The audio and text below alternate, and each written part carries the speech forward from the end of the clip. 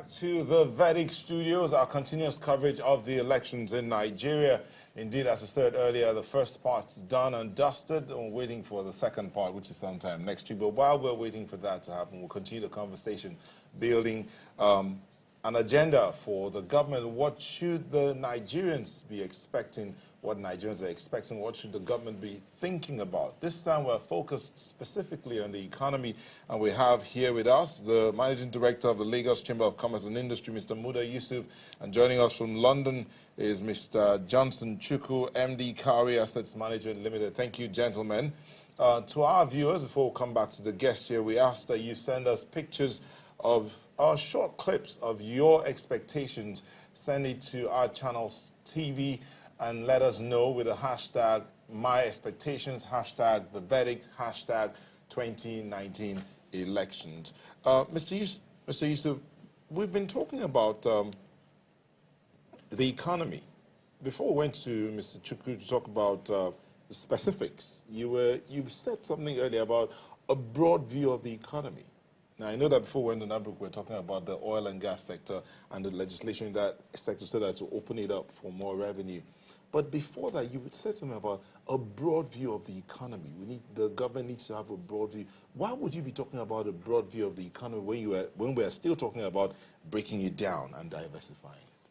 Well, I think it's consistent with the principle of breaking it down and diversifying.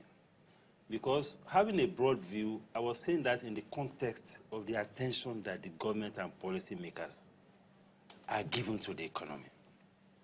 You know, I've seen an instance, for instance, where a lady who is into the business of sewing uniforms for school children and all of that, she approached one of the banks that was managing these intervention funds.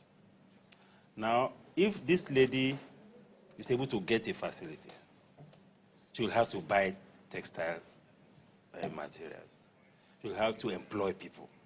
She will have to do all sorts of things that will benefit the economy. But you know what? They said, okay, you are in the business of showing that you are not qualified for this intervention fund, that this thing is meant only for those who are manufacturing. You know, that kind of mindset. So the point I'm making is that for everybody that is creating job in this economy, such investors deserve as much attention as the man who is on the farm, the man who is manufacturing, the man who is, I mean, look at what is happening in ICT. Look at what's happening in the entertainment industry. You know? Although, of course, recently they are beginning to see some funds for entertainment, for aviation, for transport, you know? But there's a whole lot of sectors. Look at construction. Look at those who are even investing in healthcare. We have more private hospitals in this country than government hospitals. These are business people. What attention is anybody giving to them? We have more private schools than public schools. These are investments. What attention are we giving to them? They are developing human capital, and they are also creating jobs. So this is the sense in which I was talking about having a broad view. So if you are given incentives, incentives should not just be on the narrow vision of just looking at maybe rice farmers and looking at manufacturing. Those things are important, no doubt. But we should also take account of other players in this economy that are also bringing something to the table in terms of tax revenue, in terms of employment generation. Even those who are in buying and selling. Of course, recently, there was this trader money and all of that. Okay, symbolically, that is great. But all those people also need empowerment. Because you cannot have a manufacturer if you don't have somebody who is selling for them. You cannot have a manufacturer who will be going to all the local government to go and set up shops. Somebody has to retail. So we don't regard them as if they are not so relevant to this economy. So that is what I was saying about having a broad view of the. And if you look at even the structure of revenue that government gets more revenue from the service sector in terms of non-oil tax than any other sector. But that brings us to the issue of tax, and I want both you and Mr. Chukwu to weigh in on this. If there's one thing that seems to And against the background of the ERGP, the Economic Recovery and Growth Plan of the current administration, which one would assume would continue into its new mandate, the tax, they have the objective of deepening and widening the tax base so that more revenue flows in from tax. But then businesses keep complaining about multiple taxation and about the quote-unquote draconian measures being taken by various levels of government to wheedle out this tax from the business sector. I mean, as a representative of that sector, are they now striking a much better balance? Not exactly. Of course, there have been some rhetorics about, removing this problem of multiple taxation and excessive harassment. But in practice, things have not changed that much. Only recently, the FIRS, in the bid to also capture some people who are not in the tax net or who are not paying the correct taxes, were freezing accounts and given direct instruction to banks to debit the accounts of some people on account of not paying tax. Of course, there were instances of people who said there was no communication with them. Because for you to take such an extreme action, you must have served notice on the person. If the person has a defense, you allow him to file it. If the person was either disputing the assessment, you give the person an opportunity. So, you see, it's good to drive for tax. But tax and revenue is not an end in itself. It's also a means to an end. It's about improving the lives of the people through the revenue that we are generating. So there has to be a more investment-friendly approach to taxation. And this issue of multiple taxation, the state governments also have a major role to play. The local governments also have a major role to play. Because there is too much of harassment. And the worst of all is that most of the people who are victims of this aggressive tax drive are those who are already in the tax net. And these are minority in terms of economic players. So just as you said, the focus should be on widening the net, the tax net, going after those who are not already paying tax. But there's so much focus on those who are already paying. And because in this process, there's also a lot of engagement of consultants and all of that. Because those ones are also, because I think they are paid based on how much you're able to recover and all of that. Those ones also just sometimes go overboard in their drive for taxation. So it is important to have a tax regime that is investment friendly.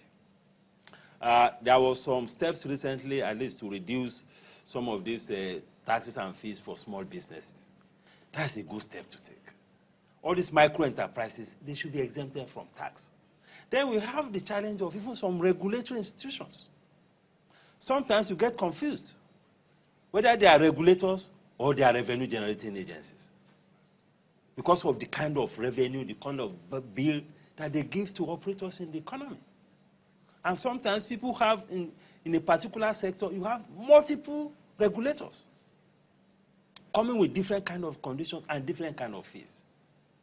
If, as a business operator, you already pay your tax, you pay company tax, you pay VAT, you pay withholding tax, you pay all sorts of taxes. And a regulator is set up, and the regulator is now approaching you with the mindset of saying that, okay, you have to provide the funding for the running of that institution. Because that is the disposition.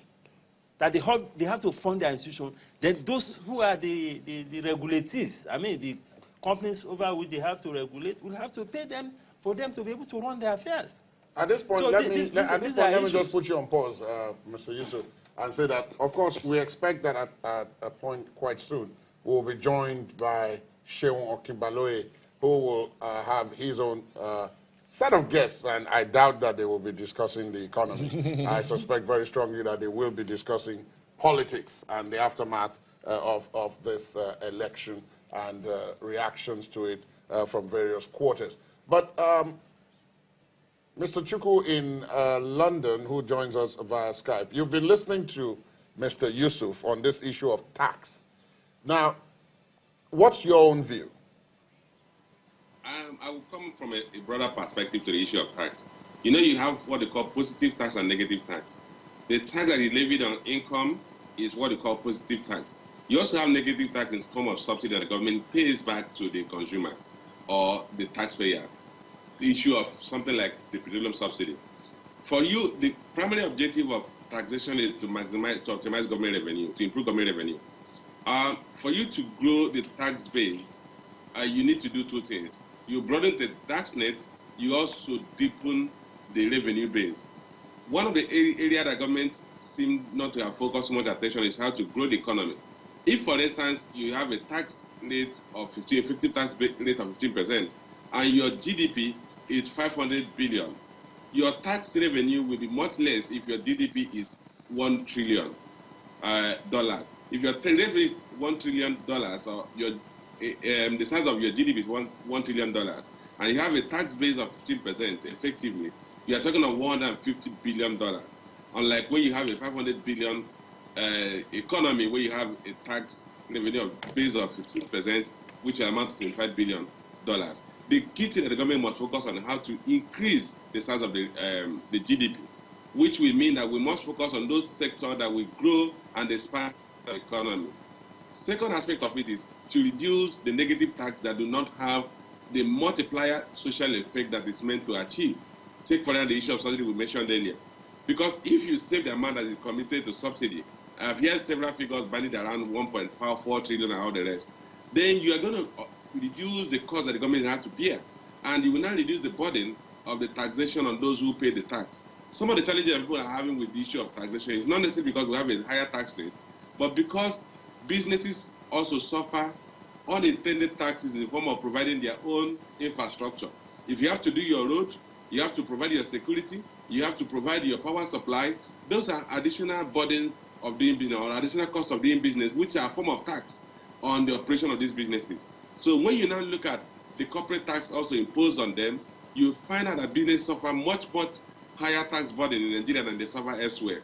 So we need to address the issue of cost of doing business, which for business amount to taxes.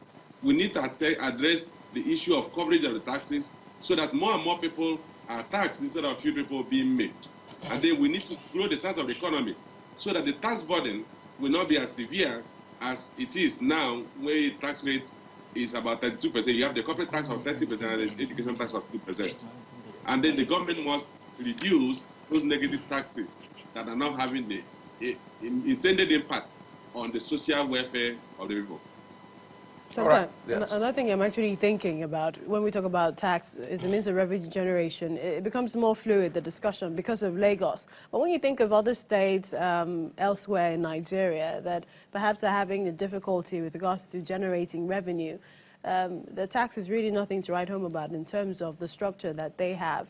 But as the DG of LCCI, what have you seen, if we look at other regions, with regards to their tax and using it as an advantage to enhance revenue in those states? Well, you know, there is an issue with the structure of the federation itself. You know, this is not exactly a federal system. It's a unitary system. So some of the areas in which some of these states will have made money, or will have been able to get some revenue, has been put under the federal government. Exclusive list. Yes, those funds go to the center. For instance, let me give you an example. If you take a state that struggles to bring an investor to that state, now, if it's a manufacturing concern, you have to use the infrastructure provided by the state government. You have to use, the staff will have to use the healthcare services, the education, the schools that is provided by, and all of that. But guess what? The taxes that that company will pay, the company tax is going to the central pool, federation accounts. The education tax is going to the central pool. The VAT is going to the central pool. Then there is also a tax on for technology or something. That is also going to the central pool. So what the state is left with is just the payee. And you know, a typical manufacturing firm, Majority of the workers are low-income workers. You have just a few people who are up there. So how much will the state be able to get? So there's an equity issue in the way we also manage this revenue. Because sometimes when people say the state should go and generate internally generated revenue, where will they generate it from? Many of them have farmers. How much are you going to get from the farmers?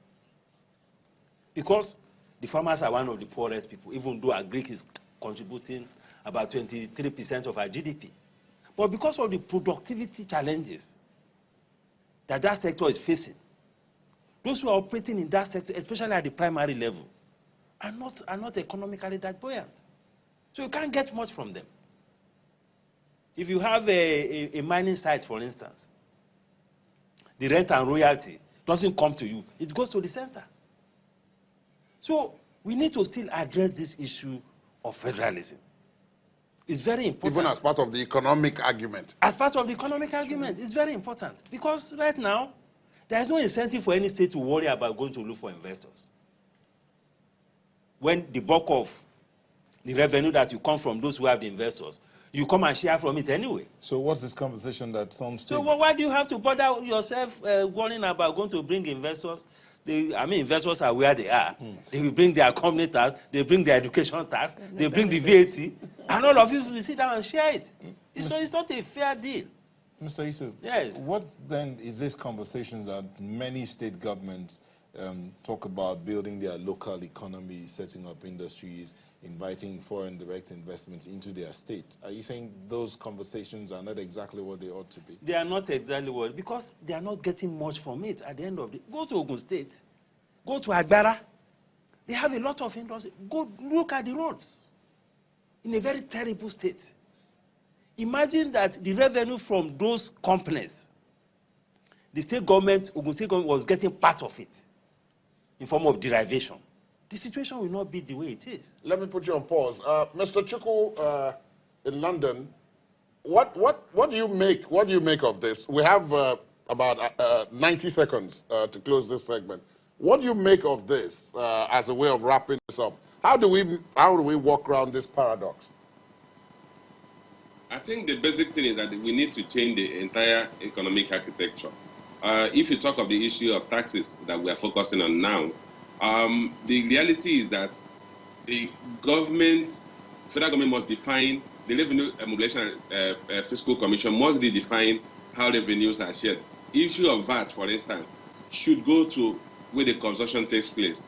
If you talk of the corporate tax, there must be a derivation formula that will allow the states where the taxes are generated to get a percentage of the corporate taxes.